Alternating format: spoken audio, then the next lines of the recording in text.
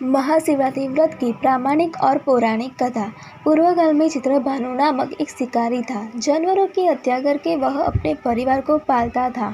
वह एक साहूकार का कर्जदार था, लेकिन उसका ऋण समय पर न चुका सका। क्रोधित साहूकार ने शिकारी को शिव मठ में बंदी बना लिया। संयोग से उस दिन शिवरात्रि थी। शिकारी ध्यानमग्न होकर शिव संबंधी धार्मिक बातें सुनता रहा। चतुर्दशी को उसने शिवरात्रि व्रत की कथा भी सुनी। शाम होते ही साहूकार ने उसे अपने पास बुलाया और ऋण चुकाने के विषय में बात की। शिकारी अगले दिन सारा ऋण लौटा देने का वचन देकर बंधन से छूट गया। अपनी दिनचर्या की भांति वह जंगल में शिकार के लिए निकला, लेकिन दिन भर बंदीगृह में रहने के कारण भूख प्यास से व्याकुल था। शिकारी खुश तो हुआ, वह बहुत ही दूर निकल गया। जब अंधकार हो गया तो उसने विचार किया कि रात जंगल में ही बितानी पड़ेगी। वह वन एक तालाब के किनारे एक बेल के पेड़ पर चढ़कर रात बिताने का इंतजार करने लगा। बेल के वृक्ष के नीचे एक शिवलिंग था, जो बेल पत्रों से ढका हुआ था। शिकारी को उसका पता न चला। पड़ाव बनाते समय उसने जो टहनियाँ तोड़ी, वे संयोग से शिवलिंग पर गिरती चली गई। इस प्रकार दिन भर भूखे प्यासे शिकारी का व्रत भी हो गया और शिवलिंग पर बेल पत्र भी चढ़ गए।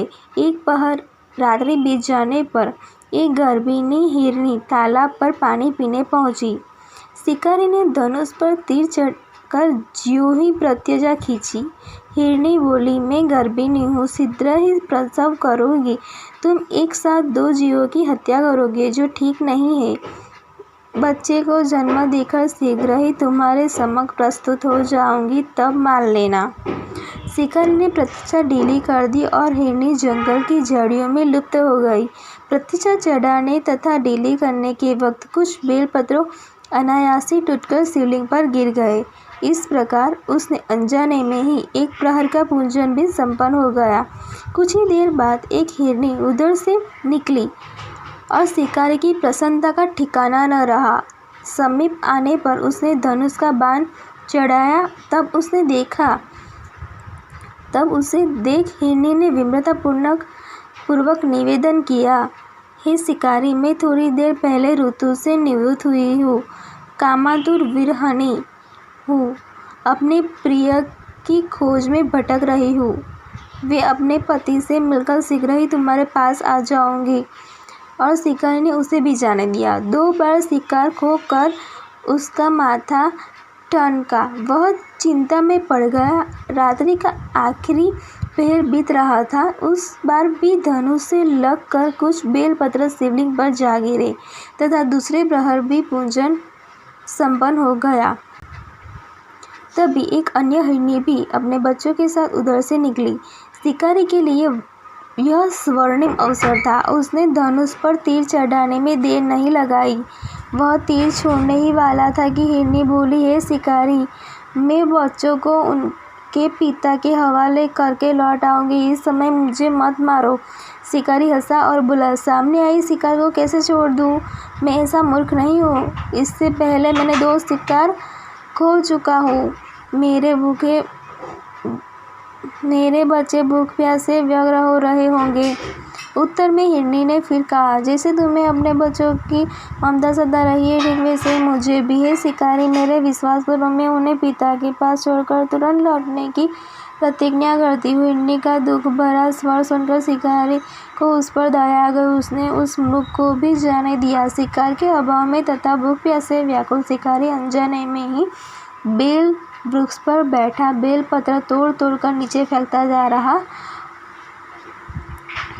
पौ फटने को हुई तो एक हष्ट-पुष्ट मृग उसी रास्ते पर आया। शिकारी ने सोच लिया कि उसका शिकार यह अवश्य करेगा। शिकारी की तनी प्रयाचा देखकर मृग विनीत स्वर में बोला, हे शिकारी, यदि तुमने मुझसे पूर्व आने वाले 3 मुर्गियों तथा छोटे बच्चों को मार डाला है, तो मुझे भी मारने में विलंब न करो, ताकि मुझे उनके वियोग में एक क्षण भी दुख न सहना पड़े।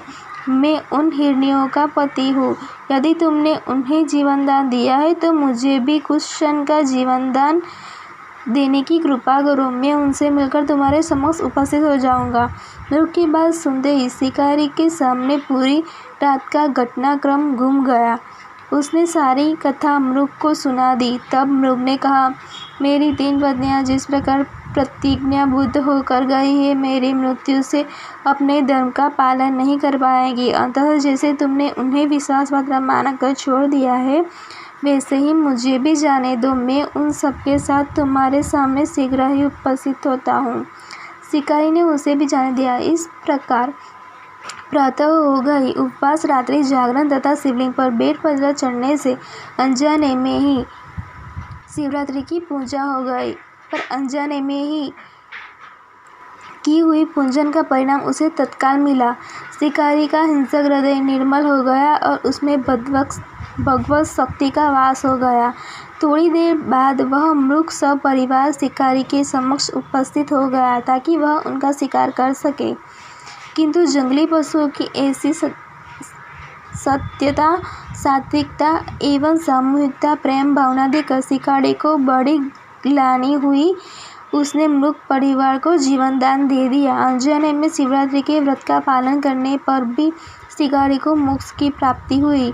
जब मृत्यु काल में यमदूत उसके जीव को ले जाने आए, शिवगणों ने उन्हें वापस भेज दिया तथा शिकारी को शिवलोक ले गए। शिवजी की कृपा से ही अपने इस जन्म में राजा चित्रभानु अपने पिछले जन्म को याद रख पाए तथा महाशिवरात्रि के व्रत को जानकर उसका अगले जन्म में भी पालन कर दिया।